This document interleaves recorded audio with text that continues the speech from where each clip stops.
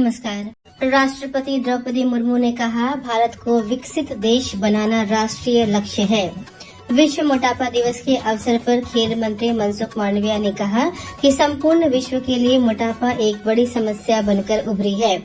जन औषधि केंद्रों की संख्या 25,000 तक बढ़ाने की योजना और मुख्य सचिव ने कार निकोबार में ड्राइविंग स्कूल का वर्चुअल उद्घाटन किया। राष्ट्रपति द्रौपदी मुर्मू ने कहा है कि इस सदी के अंत से पहले भारत को विकसित देश बनाना राष्ट्रीय लक्ष्य है। उन्होंने कहा कि ये लक्ष्य प्राप्त करने के लिए शैक्षणिक संस्थानों के सभी हितधारकों और विद्यार्थियों को वैश्विक सोच के साथ आगे बढ़ना होगा। राष्ट्रपति भवन में कल 2 दिवसीय विजिटर्स सम्मेलन के समापन भाषण में राष्ट्रपति ने ये बात कही। इस लक्ष्य को प्राप्त करने के लिए शिक्षण संस्थानों से जुड़े सभी लोगों को तथा विद्यार्थियों को ग्लोबल माइंडसेट के आधार पर आगे बढ़ना होगा। विश्व मोटापा दिवस के अवसर पर खेल मंत्री मनसुख मांडविया ने कहा कि संपूर्ण विश्व के लिए मोटापा एक बड़ी समस्या बनकर उभरी है। वर्तमान समय में विश्व में 8 में से 1 व्यक्ति मोटापे से पीड़ित है। इस समस्या के समाधान के लिए प्रधानमंत्री मोदी जी ने मन की बात कार्यक्रम में हमें तेल का उपयोग कम से कम करने को कहा है, जिससे हम मोटापा, ब्लड प्रेशर और फैटी लीवर जैसे अनेक रोगों से मुक्ति पा सकते हैं। राष्ट्रीय शैक्षिक अनुसंधान संस्थान और प्रशिक्षण केंद्र, राज्य शिक्षा संस्थान और परख के सहयोग से होलिस्टिक प्रोग्रेस कार्ड के प्रभावी कार्यान्वयन पर 2 दिवसीय अध्ययन कार्यशाला आयोजित की गई। मॉडल स्कूल के सभागार में आयोजित इस कार्यशाला में शिक्षकों को नए मूल्यांकन ढांचे के अनुरूप प्रशिक्षित किया गया। कार्यक्रम का उद्घाटन राज्य शिक्षा संस्थान की वरिष्ठ अधिकारी प्रोफेसर मृदुला भंडारी ने किया।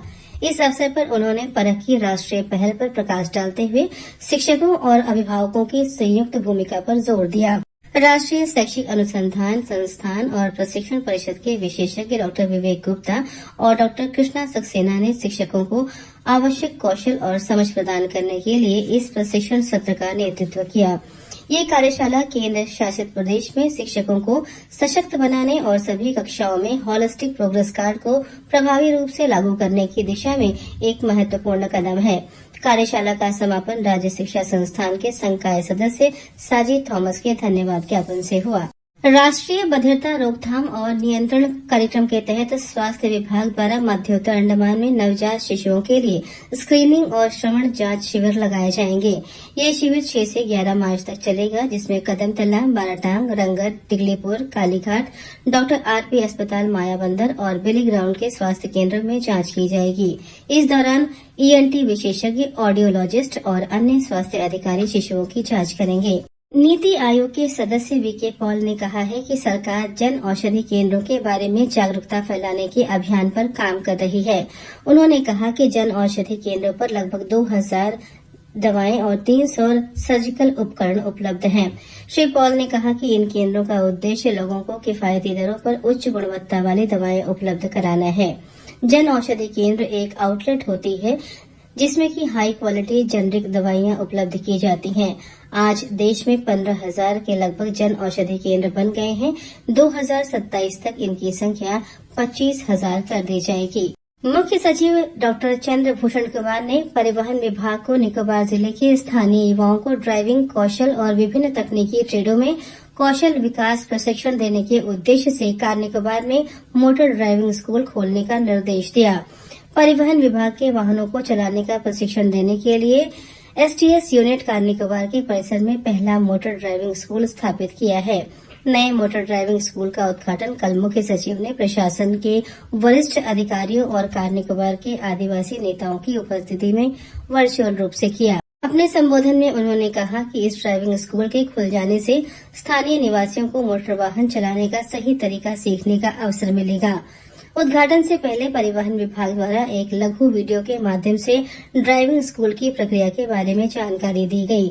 इसके अलावा विभाग की ओर से मोटर मैकेनिक और ऑटो इलेक्ट्रीशियन के क्षेत्र में अप्रेंटिसशिप कार्यक्रम के तहत कार निकोबार के 3 स्थानीय युवाओं को शामिल किया गया है।